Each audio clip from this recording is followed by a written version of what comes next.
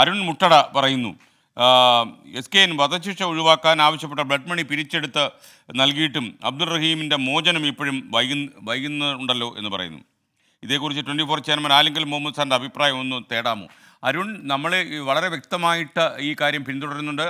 24ൻ്റെ chairman Alinkal Muhammad മാത്രമല്ല, നമ്മുടെ Saudi അറേബ്യയിൽ നിന്നുള്ള നമ്മുടെ പ്രതിനിധി ജലീൽ കണ്ണമംഗലവും ഈ വാർത്ത കൃത്യമായി പിന്തുടരുന്നുണ്ട്. ഞാൻ ജലീലിനോട് പറഞ്ഞിരിക്കുന്നൊരു കാര്യം, റഹീമിനെ അവരുടെ ഫറൂഖിലെ വീട്ടിൽ കൊണ്ട് എത്തിക്കുന്നത് വരെ ഈ യത്നം തുടരണമെന്നാണ്. മാത്രമല്ല ജലീൽ ഇദ്ദേഹത്തിന് പിന്നാലെ തന്നെ ഉണ്ടാകണം എന്നും പറഞ്ഞിട്ടുണ്ട്.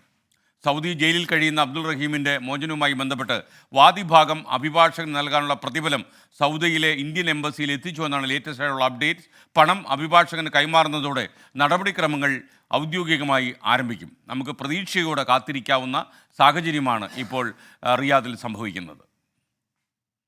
അബ്ദുറഹീമിന്റെ മോചനവുമായി ബന്ധപ്പെട്ട് ഏറ്റവും പുതിയ വിവരമാണ് റിയാദിലെ നിയമസഹായ സമിതി അറിയിച്ചിരിക്കുന്നത്. മരിച്ച സൗദി പൗരന്റെ അഭിഭാഷകൻ, അതായത് വാദിഭാഗം അഭിഭാഷകൻ 7.5 ലക്ഷം റിയാൽ അബ്ദുറഹീമിന്റെ ഭാഗത്തു നിന്നും പ്രതിഫലമായി ആവശ്യപ്പെട്ടിരുന്നു. ഈ തുക ഇപ്പോൾ ഇന്ത്യൻ എംബസിയുടെ അക്കൗണ്ടിലെത്തിയതായി നിയമസഹായ സമിതി അറിയിച്ചു. മോചനദ്രവ്യമായ 15 മില്യൺ റിയാലിന്റെ 5% 7.5 ലക്ഷം റിയാൽ, അതായത് 1,66 ലക്ഷം രൂപ. നാട്ടിൽ നിന്നാണ് ഈ തുക എംബസി അക്കൗണ്ടിലെത്തിയത്. ഇത് 2 ദിവസത്തിനുള്ളിൽ അഭിഭാഷകന് കൈമാറും. ഇതോടെ അഭിഭാഷകനുമായി തുടർ നടപടിക്രമങ്ങളുമായി ബന്ധപ്പെട്ട കരാർ ഒപ്പുവെക്കും. ശേഷം ദിയാധനമായ 34 കോടി രൂപയും എംബസിയുടെ അക്കൗണ്ടിലേക്ക് ട്രാൻസ്ഫർ ചെയ്യുമെന്ന് സമിതി ഭാരവാഹികൾ അറിയിച്ചു. മറ്റു നടപടിക്രമങ്ങളെല്ലാം പുരോഗമിക്കുന്നുണ്ടെന്ന് അബ്ദുറഹീമിന്റെ പവർ ഓഫ് അറ്റോർണി റിയാദിലെ പൊതുപ്രവർത്തകൻ സിദ്ദീഖ് തുവൂർ അറിയിച്ചു.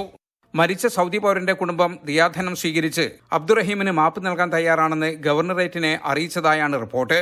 ഇതുമായി ബന്ധപ്പെട്ട് എംബസി ഉദ്യോഗസ്ഥരുടെ നേതൃത്വത്തിൽ ഗവർണറേറ്റ് സന്ദർശിക്കുകയും വിഷയങ്ങൾ ചർച്ച ചെയ്യുകയും ചെയ്തിരുന്നു. റിയാദിൽ നിന്നും ഇസ്മായിൽ പയ്യോളിക്കൊപ്പം ജലീൽ കണ്ണമംഗലം, 24.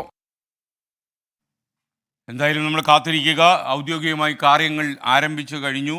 മാത്രമല്ല ഈ ബ്ലഡ് മണി, ഈ ദയാനിധി എന്ന് നമുക്ക് പറയാവുന്ന സംഭവം അവർക്ക് കുടുംബത്തിന് കിട്ടിക്കഴിയുകയാണെങ്കിൽ മോചനം പെട്ടെന്ന് സാധ്യമാകും. അതിനുള്ള നടപടിക്രമങ്ങൾ ആരംഭിച്ചു.